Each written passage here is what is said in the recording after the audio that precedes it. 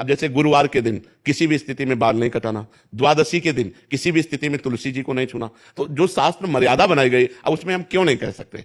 क्योंकि ये ब्रह्म ऋषियों के द्वारा बनाई हुई मर्यादा है। बुधवार को और शुक्रवार को आप बाल कटवा सकते हैं, लेकिन अन्य दिनों में कटवाने से आपके पुण्य क्षय होंगे। ब्रह्म ऋषियों ने जो मर्यादा बना रखी है, अगर हम उससे चलेंगे तो हमें ज्यादा लाभ मिलेगा। अब रोज सुबह लोग बाल आदि, तो हम कहते हैं केवल बृहस्पतिवार को मत करवाओ, और ना मानो तो गुरुवार का दिन परम पवित्र गुरु के लिए है, उस दिन आप क्षौर कर्म न करें, बिल्कुल निषेध है। नहीं, उससे पुण्य नष्ट होते हैं, आयु नष्ट होती है, बुद्धि नष्ट होती है। अब अगर आप नहीं मानोगे तो वैसे ही आपके आचरण होते चले जाएंगे, गिरते चले जाओगे। देखो, आप सब लोग यहाँ क्या देखने आए हो, हम आपको बता रहे हैं। आप यहाँ क्यों आए हो, हम दो बातें आपसे रखते हैं। आप क्या देखने आए हो और आप यहाँ क्यों आए हो? तो आप यहाँ देखने आए हो साधुता, भगवान के भक्त का दर्शन जो शास्त्र के अनुसार चलता है।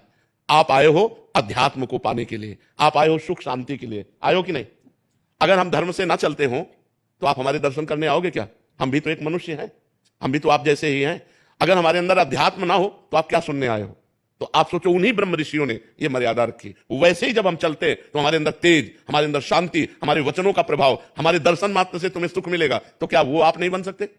आप विचार करो। तो जो शास्त्रों में लिखा है उस पर हम क्यों में नहीं लगाते, उसका हम आचरण करते हैं। जैसे डॉक्टर कहता है कि आपको ये नहीं खाना, ये नहीं खाना, ये नहीं, तो हम उनसे क्यों बोलते हैं क्या दही नहीं खाना? अरे भाई, दही तो बहुत अच्छी चीज है, क्यों नहीं खाना? क्योंकि तुम्हारा रोग बढ़ जाएगा।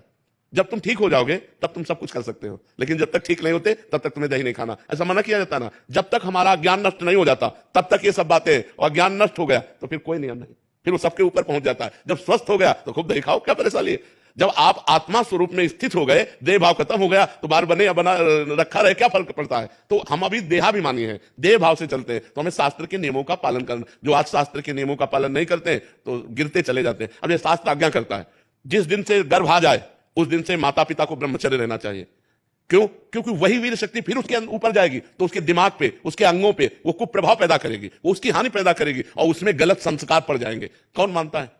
शास्त्र जो आज्ञा करता है अगर उसके अनुसार चलो तो आज सब सुखी हो जाए। पर शास्त्र की आज्ञा का कहां पालन हो रहा है? बोले प्रातः काल उठना चाहिए, ब्रह्म मुहूर्त में उठ करके गुरुजनों माता पिता के चरण छूने चाहिए। कौन मान रहा है? प्रातः काल उठ के रघुनाथा, माता पिता गुरु नावै माथा, मातृदेवो भव पितृदेवो भव अतिथि देवो भव। कहां गया? पहले लिखा होता था घरों में बड़े अक्षरों में अतिथि देवो भव, अब लिखा होता कुत्ते से सावधान, नहीं लिखा होता।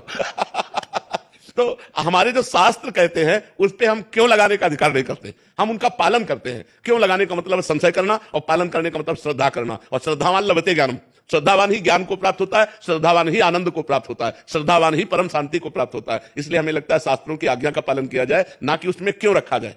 बस समझना है, हर भाव को समझना है। शास्त्र मर्यादा है। जैसे देखो, कहते हैं हम सब एक हैं, हम भी कहते हैं सब एक हैं। अब एक पिता